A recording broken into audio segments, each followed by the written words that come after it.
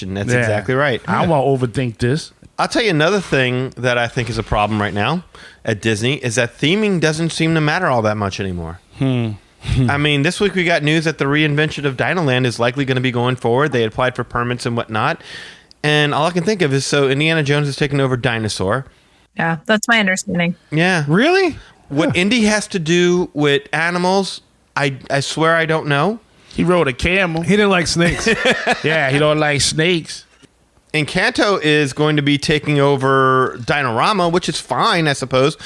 But again, there's a kid that can talk to animals. I don't know what Encanto has to do with animals. So more and more, Animal Kingdom is just becoming an overblown adventure land. It's basically, if an IP took place in a jungle or a forest, it's fine. Put it in Animal Kingdom. There.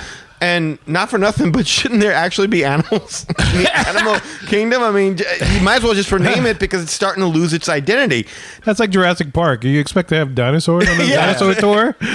And look, I know Rachel likes the idea of Zootopia going in, and that's fine and everything, but At least they're animals. And I do like that. You're right. I know you do, but I don't know how that sells a single ticket. No. It doesn't. No, It I'm doesn't. not It's- coming for that. Right, exactly. It's just shuffling things around when you really kind of need a draw for Animal Kingdom. If that's what you're doing, that doesn't sell a single ticket. No. No. I think Encanto will, though. I do think Encanto will sell a ticket, but there again, I think it's a further degradation of what the Animal Kingdom was. And you're seeing it in Magic Kingdom with the swamp in Frontierland. I mean, you're just seeing that more and more. What they were known for, their bread and butter, doesn't really matter all that much. I still don't even know what the Hollywood Studios is. Is it an active studio? Is it just a park celebrating movies? It's just another park. It's just and that was what Universal used to be. Everywhere you go is an IP movie. And that's another thing, is that Disney can't seem to open an attraction without there being IP attached to it anymore. Yeah. Whereas that was a Disney difference. So you walked in, you stepped foot into another world, and you would ride things that you couldn't experience anywhere else except for in Disney. You didn't have it on your shelf, and you could watch it at any point in time or put it on iTunes whenever you feel like it. You know, you haven't heard the soundtrack a gazillion times over to where you're kind of sick of it. I mean, by the time Frozen Ever After opened, it was like, what, 3 years? And that's a good turnaround for Disney. Right, yeah. That was like 3 years after Frozen had come out, and by that time, we were all sick of the songs. And what do we get? The same freaking songs.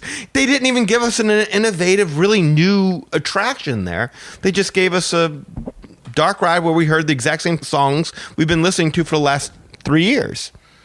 And, you know, that's the thing when we're talking about, and the argument's not about IP and stuff, right?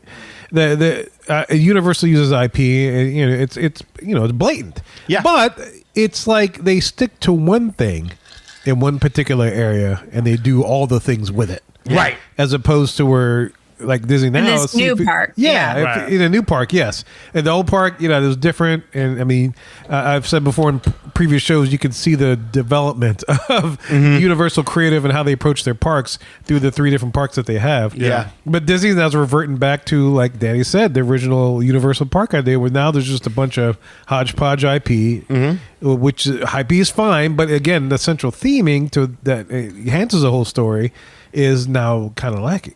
Yeah, that's what Universal's motto used to be, right? Ride the movies. Yeah. That's now Disney's motto. Yeah. Ride the Yeah. movies. This isn't about experience something unique, something original, something out of the box. I mean, lately what Disney is opening just really isn't up to the Disney standards. Like, we can all agree, like, with this new lands that they're doing, Cars Land is amazing, but it also benefits from the fact that none of us ever really thought of ever visiting a Cars Land. No one watched that movie and said to themselves, you know what, I really want to eat dinner in Flo's VA Cafe or see the inside of Sarge's hut. There was just no expectation. But you open Galaxy's Edge and Pandora and Adventures Campus, and who didn't watch those films and imagine visiting those worlds? And it's not to say that what they opened was terrible.